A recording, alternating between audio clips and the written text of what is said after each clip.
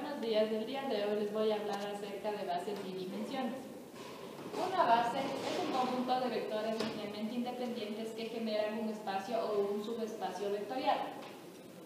Y una dimensión representada por din, paréntesis b, que vendría a ser el nombre del espacio vectorial que representa, es igual al número de vectores linealmente independientes que generan a B, es decir, el número de vectores que contiene una base.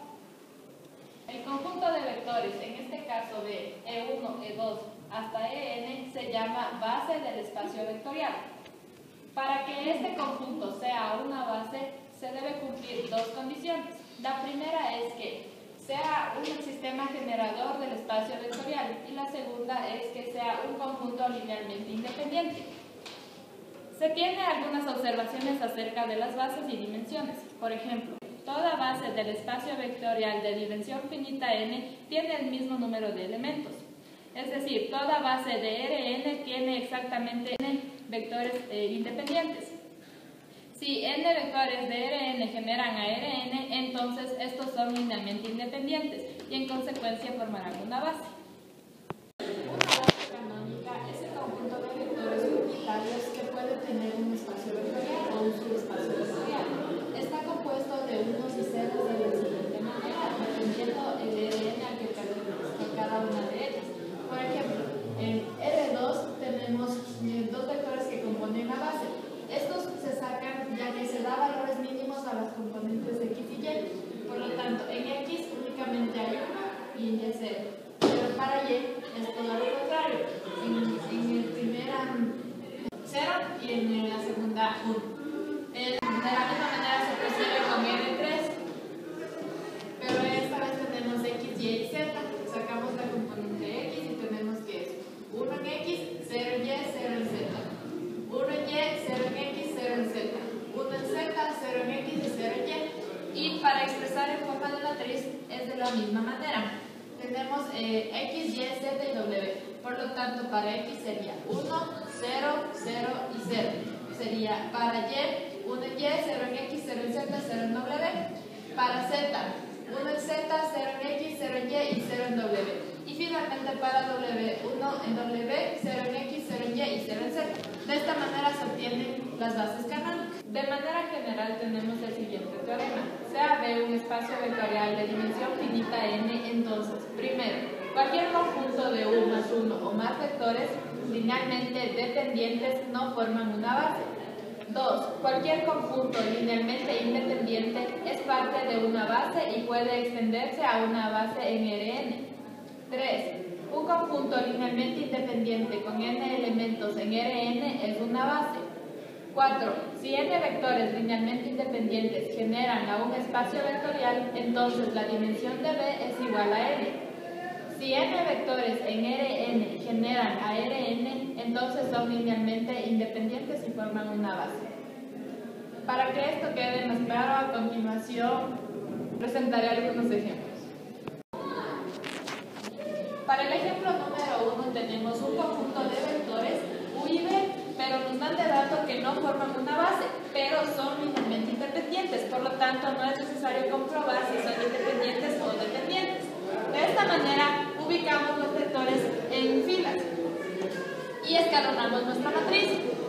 Debido a que nos piden una base en R3, es necesario ampliar esta matriz. Esto es posible utilizando los vectores unitarios. Según sea la estructura de nuestra matriz, vemos el vector que más se ajuste a esta transformación. Por lo tanto, tenemos en la primera columna 0 y 0, en la segunda un 0. Por lo tanto, el vector unitario que más se ajusta es 0, 0, 1. De esta manera, una vez escalonada, tenemos que los tres vectores son linealmente independientes, por lo tanto, forman parte de una base. Entonces, la base W está compuesta por el conjunto de vectores 1, 1, 1, 0, 1, 2, 0, 0 y 1. Y la dimensión de esta base es 3, al existir tres vectores en esta base. Para el ejemplo número 2 tenemos un conjunto de vectores en R3. Nos pide hallar una base y la dimensión. Y como literal B nos pide hallar la base, la dimensión y un subespacio generado por W. Entonces, para resolver el literal A, ubicamos los vectores en filas. de manera que se pueda escalonar para saber si son linealmente independientes o linealmente dependientes. En el caso de ser dependientes no existirá una base. En este caso, tomamos como pivote el elemento -3 y hacemos 0 bajo este elemento. En este caso, multiplicamos 3 veces la fila 3 y sumamos 2 veces la fila 1. Únicamente nos hace falta hacer 0 a 3, por lo cual restamos la fila 3 menos la fila 2. Y tenemos que la fila número 3 se hizo 0, por lo tanto, esta fila es linealmente dependiente y las dos filas que nos quedan son linealmente independientes, que forman parte de una base. Por lo tanto, la base de W está compuesta por los dos vectores linealmente independientes y la dimensión es 2 al existir dos vectores. Para el literal B nos piden hallar la base y la dimensión de un subespacio generado. Por lo tanto, primero hallamos el subespacio, igualando los vectores a X, Y y Z.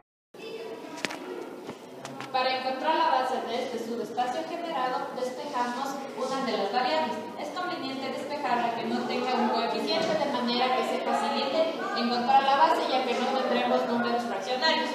Despejando X tenemos 2Y menos 3Z.